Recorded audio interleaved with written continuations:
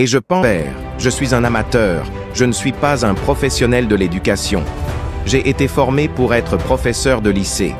J'ai échoué aux examens d'entrée à l'université encore et encore. Après 3 ans de travail acharné, j'ai été accepté à la Huntsville Teachers College, qui est considérée comme la 4e ou 5e meilleure université en Chine. Mais je pense que c'est la meilleure école que j'ai jamais entendu parler. La meilleure université du monde. Et ils m'ont formé pour devenir professeur de lycée. À l'époque, seuls les pires élèves en Chine pouvaient aller dans les écoles de formation de professeurs, ce qui montre à quel point l'éducation avait un gros problème. Mais je suis heureux de voir le résultat aujourd'hui. La Chine obtient de bons résultats cette année. Le monde change, comme je l'ai dit, dans probablement 20 ans. 50% des emplois que nous avons aujourd'hui auront disparu, et 50 ou 60% des nouveaux emplois seront créés, des emplois que nous ne pourrions même pas imaginer. Où devrait être l'éducation et de quoi devraient se soucier nos enfants? Nous nous inquiétons tous pour nous-mêmes, mais nous devrions nous inquiéter pour les enfants, pour savoir s'ils auront un emploi, s'ils pourront survivre dans les décennies à venir. Quelles sont les vies que nous, nos proches et nos enfants devrions avoir? Ce sont toutes des questions que nous devons discuter. Et j'ai dit à la Chine l'année dernière qu'il n'y avait que 12 millions de nouveaux bébés nés. Certains ont dit 17 millions, mais je pense que c'est entre 12 et 17 millions. La Chine, dans les 50 prochaines années, sera façonnée par ces 12 à 17 millions de personnes. Et à ces 12 à 17 millions de personnes, quel type de système éducatif allons-nous offrir? Comment pouvons-nous les améliorer? Cela influencera également le monde. À l'époque, j'ai été formé en tant que professeur d'anglais. La Chine venait tout juste de commencer à avoir des cours d'anglais. Nous n'avions pas assez de professeurs d'anglais pour enseigner. Donc, ma professeure enseignait les mathématiques. La plupart des cours dans lesquels je réussissais étaient ceux où le professeur était bon, où le professeur m'encourageait à aller de l'avant. En revanche, pour certains cours, j'avais des résultats catastrophiques, comme en chimie, parce que mon professeur de chimie ne m'aimait pas. Ses professeurs ne m'aimaient pas, je ne travaillais pas bien. Si le professeur m'aimait, je travaillais dur. Et je trouve que la plupart des étudiants agissent de la même façon. Et cela se reflète dans les résultats des tests. Je n'étais pas considéré comme un bon élève, vous savez. Je réussissais toujours mal aux examens. Le professeur écrivait au tableau et disait « Voici ce que j'ai enseigné ».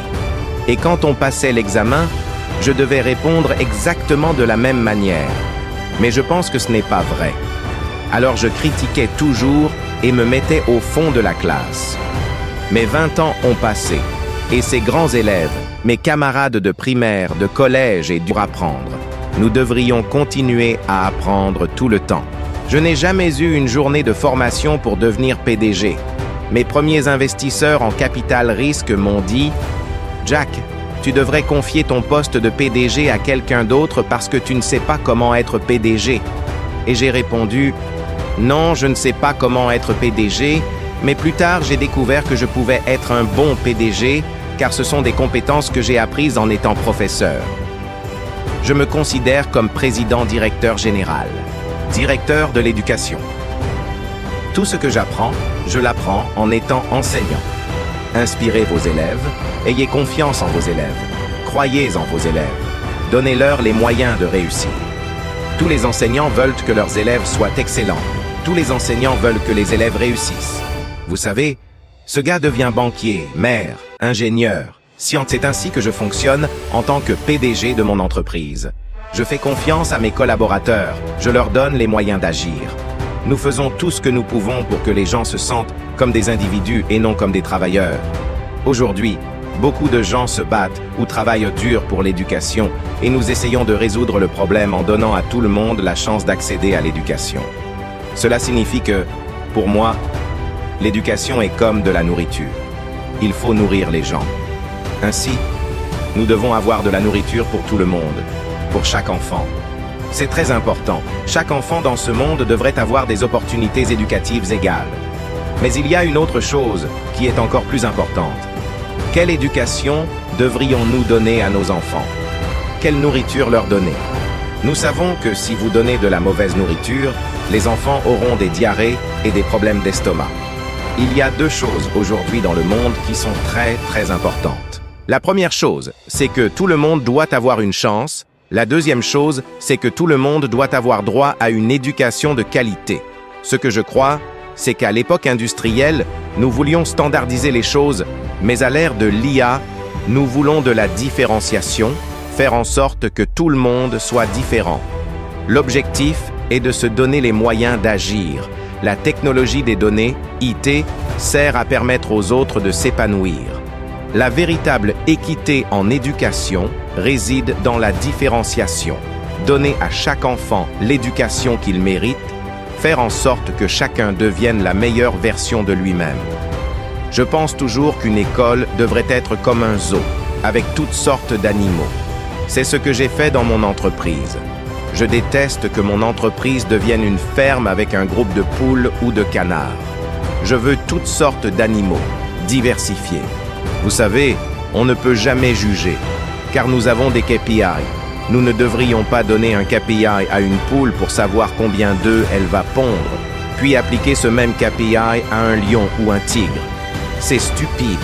Un lion ou un tigre ne sont pas faits pour cela. Nous devons nous assurer que les écoles soient comme un zoo et que l'université et nos entreprises soient comme des zoos. À l'époque industrielle, lorsque nous avons créé la chaîne de montage, chaque personne devenait comme un produit. Tout le monde devait être identique, qu'on soit intelligent, brillant ou moins doué.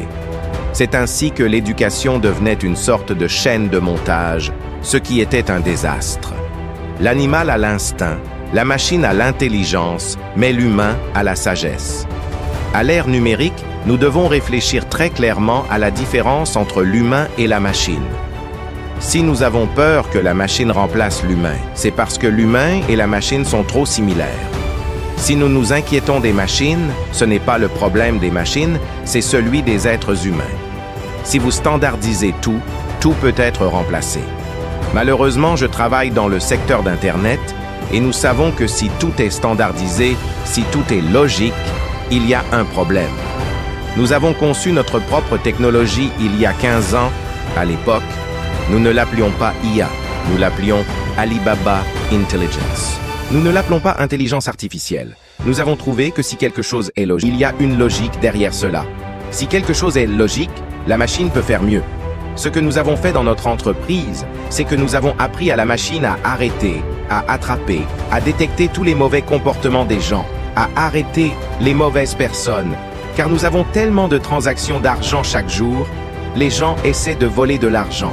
Lorsque vous avez un plan, lorsque vous avez une logique, la machine peut faire mieux. Donc, je pense qu'à l'ère numérique, si vous vous concentrez trop sur la standardisation, vous serez remplacé par des machines. Les êtres humains doivent faire des choses créatives et constructives, des choses que les machines ne pourront jamais remplacer. Une machine ne pourra jamais embrasser le changement. L'humain peut changer. Une machine n'apprendra jamais comme un humain, et si nous essayons de vivre comme les gens du siècle dernier, ce sera une catastrophe. Ainsi, pendant l'ère industrielle, pour 100 élèves, nous utilisions une seule méthode d'enseignement. Mais à l'ère numérique, pour 100 élèves, nous pourrions et devrions probablement avoir 120 façons d'enseigner, car nous avons besoin de 20% supplémentaires. Ces 20% supplémentaires sont essentiels pour chaque élève. Ils peuvent m'aimer, mais ne jamais obéir aux règles. C'est pourquoi nous devons avoir 100 élèves avec 120 façons d'enseigner. À l'époque industrielle, nous avons fait en sorte que les gens ressemblent à des machines, mais à l'ère numérique, nous faisons en sorte que les machines ressemblent à des êtres humains. L'éducation doit se réformer, les écoles doivent se réformer, les enseignants doivent se réformer et les salles de classe doivent se réformer. Dans le passé, les enseignants donnaient des connaissances aux élèves en classe, mais dans le futur, les élèves et les enseignants travailleront ensemble pour apprendre.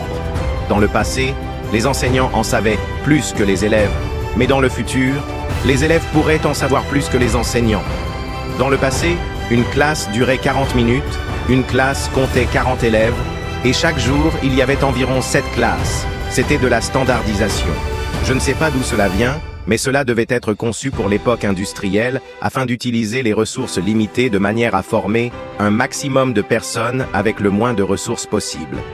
200 ans ont passé et l'époque industrielle passe à l'époque numérique. Nous devons repenser ce qu'est l'éducation, le contenu, la manière dont nous enseignons aux gens. Dans le passé, la salle de classe était censée enseigner les bonnes réponses aux élèves, mais dans le futur, nous pensons que nous n'aurons pas de réponse.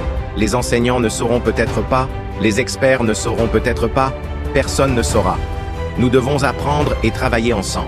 Dans le passé, la salle de classe était dans la classe, mais dans le futur, la salle de classe sera dans le monde réel. J'étais en Israël l'année dernière et j'ai discuté avec le ministre israélien. Je lui ai demandé pourquoi tant de jeunes en Israël étaient si indépendants. Il m'a dit, « Tu sais, il y a beaucoup d'enfants qui doivent aller dans des zones reculées, dans les montagnes, pour apprendre à survivre. Les enfants doivent toujours faire face à des dangers. L'éducation n'est pas destinée à empêcher nos enfants d'avoir des choses dangereuses ou des problèmes, mais l'éducation doit entraîner nos enfants à faire face aux dangers, à faire face aux difficultés lorsque des problèmes surviennent. » Dans le passé, en Chine, les Maldives, qui comptent seulement 20 000 habitants. Il y a quelque chose qui cloche dans la culture, quelque chose qui cloche dans l'éducation. Vous savez, quand nous étions enfants, nos parents ne voulaient jamais que nous posions des questions ou remettions en question les choses. Lorsque nous faisions face à des conflits, nous nous replions. Nos footballeurs laissent les buts rentrer dans leur propre camp. Quand les gens poussent ou bousculent, nous fuyons tous. Alors les gens disent qu'en Chine, il n'y a pas de règles. Je pense qu'il y a des règles en Chine. S'il y a un filet au milieu, nous réussissons toujours bien, mais s'il n'y a pas de filet, nous sommes tous en difficulté. En basket, au football, nous sommes tous en difficulté. Si c'est du ping-pong, nous savons que nous sommes bons. Les pongistes, nous excellons tous. Nous avons un enfant par famille. Chaque enfant est le roi de la famille. Nous apprenons à travailler en équipe. Si les enfants n'apprennent pas à classe, on enferme les élèves et leur apprend à affronter les défis futurs, c'est impossible. L'éducation future consiste à apprendre à nos enfants à survivre dans le monde extérieur, à résoudre les problèmes quand ils sont confrontés aux conflits. Il est impossible de vivre sans inconfort, mais il faut faire face aux inconforts et aux doux inconforts lors des confrontations. Ce sont là de nombreux défis auxquels nous faisons face en matière d'éducation. Cela ne nécessite pas seulement des experts en éducation, mais aussi des amateurs comme nous, des gens de tous les horizons, de tous les domaines, pour travailler ensemble. Et je n'aime pas beaucoup les réunions G, 2G, G20 ou autres. Ils posent toujours des questions, mais il n'y a pas de direction. Nous avons besoin de direction. Nous avons besoin de leadership. Nous devons savoir où est l'avenir, comment nous pouvons y arriver ensemble. Nous ne venons pas ici pour nous plaindre, nous venons ici pour chercher des solutions. En tant qu'amateur, débutant dans le domaine de l'éducation, je me sens coupable. Je ne devrions. Si nous respectons les enseignants, respectons le savoir, respectons l'éducation et respectons l'avenir.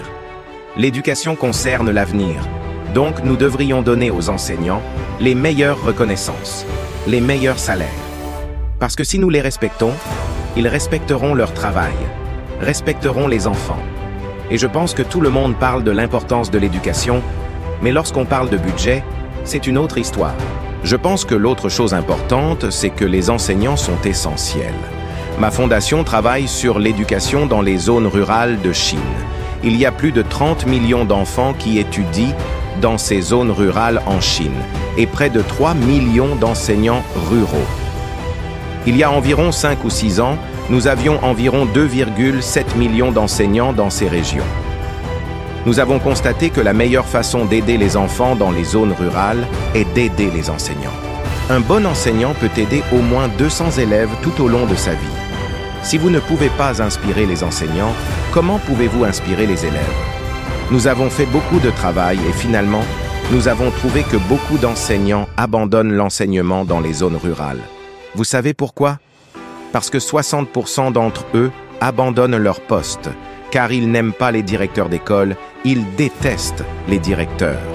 Parce qu'aucun des directeurs d'école n'a suivi une formation un jour pour savoir comment être un directeur. Et c'est là le problème que j'ai trouvé dans de nombreuses régions.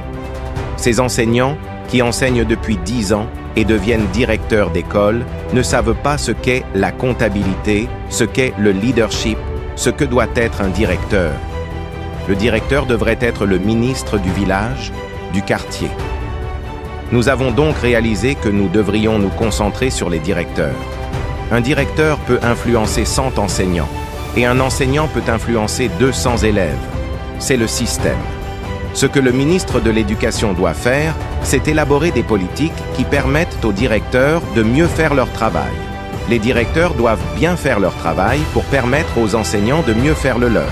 Ils devraient consacrer du temps à inspirer les enfants et avec la révolution technologique, nous devrions inspirer et encourager davantage les personnes excellentes. Le fait d'avoir des connaissances ne signifie pas qu'ils savent comment enseigner, n'est-ce pas?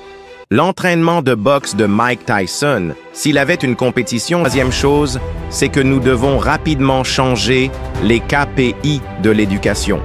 Pas seulement des tests, des résultats de tests. Nous devons changer les formules des tests. Si nous pensons que l'examen est le seul critère standard pour l'éducation, si c'est le KPI clé, je ne pense pas que l'éducation ira dans la bonne direction.